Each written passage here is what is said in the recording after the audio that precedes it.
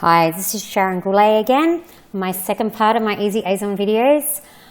Now in the last one I went through how to install EasyAzon and some of the basic settings, and in this one I'm going to show you some of the link building that you can do with EasyAzon that's ultra easy.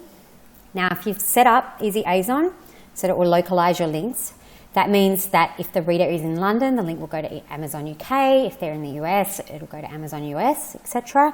Then any of these link types you use will go to the local Amazon site for wherever the user is coming from. Okay.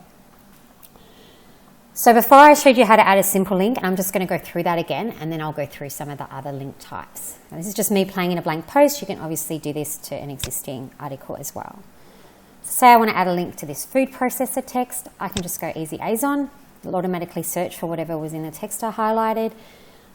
Brilliantly, it's brought up first up. If I want to look at that item in Amazon, as you can see, you can just click on it and it will open it in Amazon to show you it. If you want to see more details, make sure it's the right item, etc. You can also change which country that you're searching for, because I mostly write for the US. That's what suits me, but you might want a different one. You can also look in different categories in Amazon. Now for a text link, you just have to click on this text link next to the item. If you didn't see it straight away, you can keep searching a bit. And here it will bring up all the defaults that you set in the settings in the last video. Now if you want to change any of these individually, you can. Like you could set this up to add it to the cart or to cloak it or do other things. Mostly you'll just leave them as default though, and then just click insert. Now that link will have localization, it'll have all the settings that you applied to it. And if you go and change the settings for the defaults in the EasyAzon plugin, it will automatically change them across your site to the ones that you haven't set individually. Okay, so that will do that nice link for you. Now say you're writing this article and you'd also like a nice photo and you'd like that photo to link to Amazon. You could also come in here and you could click image link, or you can also search for a different product whenever you like, just change it there. So say we want an image link, we want a nice big one. Okay, we can just select any of these images we want. The number underneath is how big it will be. So you can choose your alignment. So I might want one in the center of the screen. You can choose if you want it in a new window or not. Now where it says default, that just means it's doing those same settings as you set before. So by default, I set it up to open a new window. If I don't want it to, I can just do no. Okay, now it will do that. But if I save this,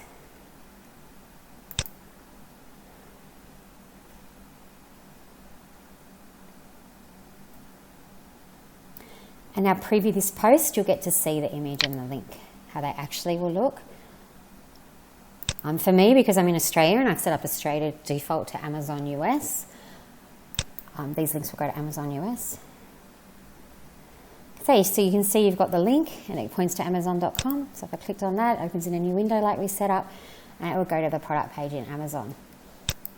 So we've got the nice image as well. If you click on that, that will also open to the same page in Amazon.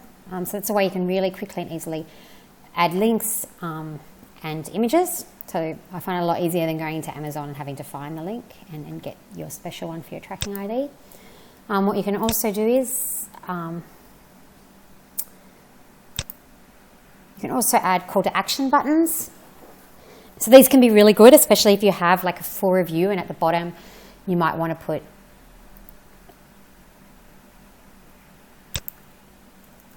buy now from Amazon or whatever. You can use a button to do that. So say I want to just find a food processor. I mean, really, if I wanted to do it to that specific one I just had open, I'd need to search for its title, but it doesn't really matter for these purposes. So you've got this CTA link, so that's the button. You can choose how you want the button to look. You've got a few options here. Just say we pick wide orange. Say alignment. Say I want it to the center of the screen, and then you have these other options that we normally have, so you can change them if you want. You just have to do insert, and you'll get a button. And the other thing that you can do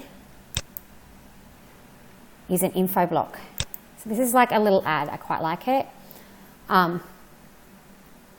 Again, you can choose the alignment. Maybe I'll do left this time. You can choose what template. So by default, I have it to image and prices, so I don't really need to select that there, but you can if you want to. And then all these other settings as normal. Okay, so say that we save that now. Where's the save button? Too many things in this toolbar. Okay, if we go refresh this preview, we should be able to see all those types of links. Okay, so we've got like a text link, and we can change that text to whatever we want. We've got an image link. This is the buy now button, so it can be quite nice to add to your articles as well. It's definitely worth experimenting with. If you click on that, it'll go to Amazon as well. And then you have like this ad, which I quite like as well. So you could also put that in there. It'll tell you what the price is, a picture, and a little buy now button. What I really like about the ad is that this is also an effective way to get the current price without you having to go and update it yourself in your article, because it's feeding straight from Amazon. So that's how quick and easy you can add a whole lot of different types of Amazon links to your posts, and all of those links will be localized to the right Amazon depending on what you set up. So I hope that this has been helpful and given you a bit of an idea of how you might use a cheap plugin, EasyAzon, to make some more money from Amazon.